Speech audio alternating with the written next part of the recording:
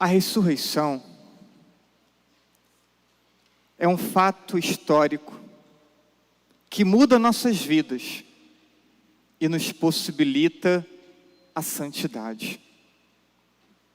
O mistério da ressurreição de Cristo é um acontecimento real, com manifestações historicamente verificadas, como atesta o Novo Testamento. Já São Paulo, por volta do ano 56, escreveu aos Coríntios dizendo: transmitivos, em primeiro lugar, o mesmo que havia recebido.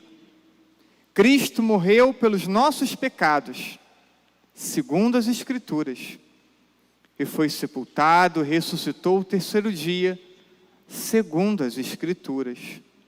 A seguir, apareceu a Pedro e aos 12. No quadro dos acontecimentos da Páscoa, o primeiro elemento a ser destacado é o túmulo vazio. Embora o túmulo vazio não seja propriamente uma prova concreta, direta, mas constitui para todos um sinal importante e o ponto de partida para o reconhecimento da ressurreição. Primeiro, o caso das santas mulheres. Depois, Pedro e João. O discípulo que Jesus amava afirma que ao entrar no sepulcro vazio e ao descobrir os lençóis no chão, viu e acreditou, como escutamos no Evangelho.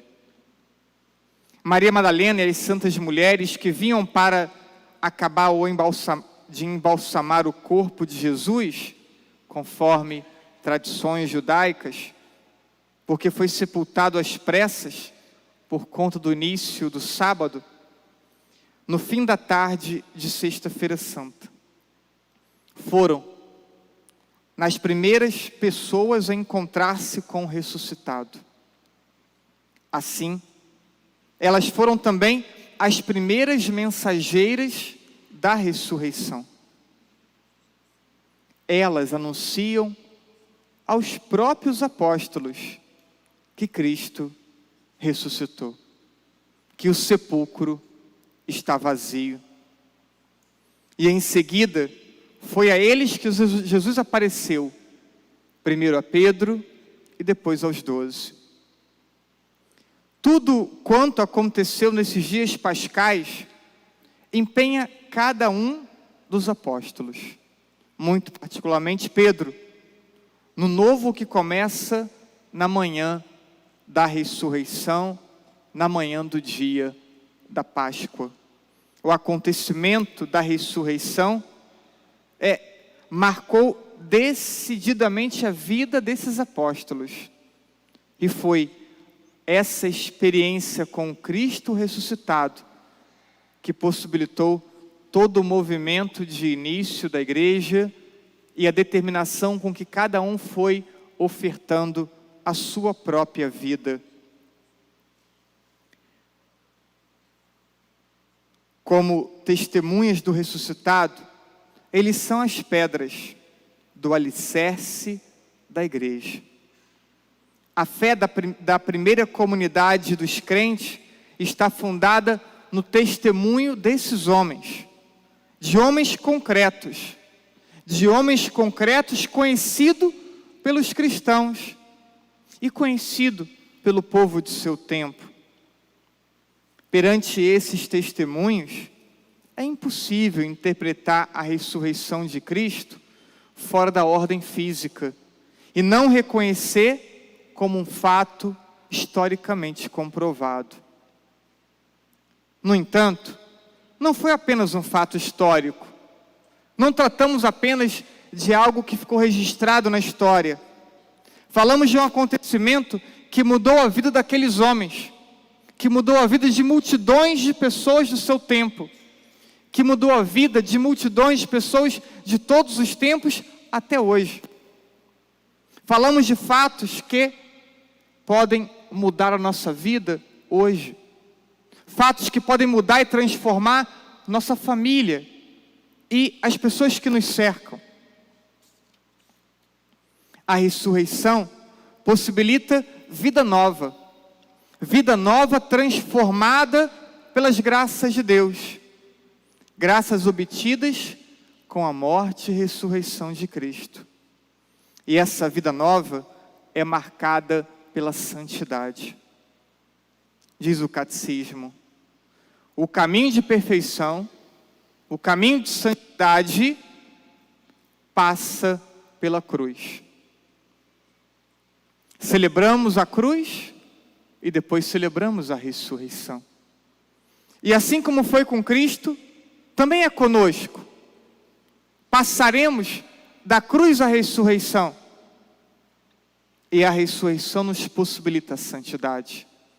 Mas não iremos experimentar a santidade sem a cruz.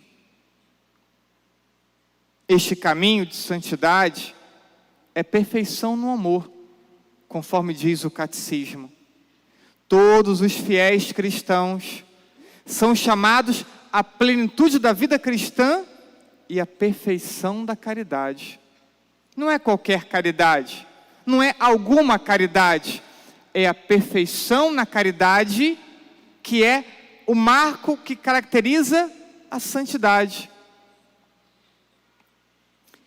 E desde domingo passado, com a entrada de Jesus em Jerusalém, sobre o que mais falamos, senão das lições de amor que Jesus nos deixou. E esse é o tema, talvez, mais abundantemente tratado e mais abundantemente percebido na vida de Jesus. O amor por nós, o amor pela humanidade. E esse amor que tem por nós é esse mesmo amor que Ele quer que experimentemos e manifestemos. Um caminho concreto de santidade é construído com práticas concretas de caridade. A santidade se manifesta na oração, é verdade, mas se manifesta, sobretudo, na capacidade de amar, ofertando a própria vida de modo desinteressado. Na reflexão de sexta-feira, dizia: amar não é troca, amar é unicamente oferta. Oferta de si mesmo. Cristo ressuscitado vive no coração de seus fiéis, atraindo suas vidas ao seio da vida divina. Todo aquele que professa Cristo ressuscitado, todo aquele que se propõe a viver com Cristo ressuscitado, Deus então habita os seus corações e nos atrai não de fora, nos atrai de dentro ao seio da Trindade, para que dali então compreendamos que não vivemos mais para nós mesmos, que vivemos para o outro, que vivemos para os outros, para que possamos viver para Cristo, que por eles morreu e por nós morreu e ressuscitou. 2 Coríntios, capítulo 5. Então, todo aquele que professa Cristo ressuscitado é atraído pelo próprio Cristo ao seio da Trindade e aprende a não viver para si, viver para o Cristo que nos projeta para o outro. Vivendo para Cristo, viveremos da oração e viveremos do amor. Concluindo todas as homilias destes dias santos, e tendo feito um percurso marcado pelo imenso amor de Jesus, reafirmamos a necessidade de sermos formados nessa escola dele. Outras tantas lições teremos a oportunidade de aprender agora, com Cristo ressuscitado, durante todo esse tempo pascal. Estejamos sempre atentos aos seus ensinamentos, pois estas lições que Jesus nos transmite possuem o poder de transformar nossa vida Essas lições, compreendidas, assimiladas, praticadas, têm o poder de nos tornar também transformadores de outras vidas. Por quê? Porque portamos em nós o Cristo ressuscitado.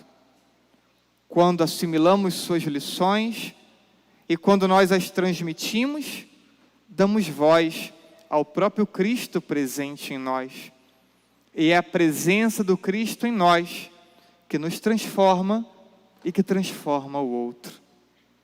Celebremos a vitória de Cristo sobre a morte. Celebremos a nossa própria vitória sobre a morte e sobre o pecado. E vivamos com Cristo ressuscitado. Assim seja. Amém.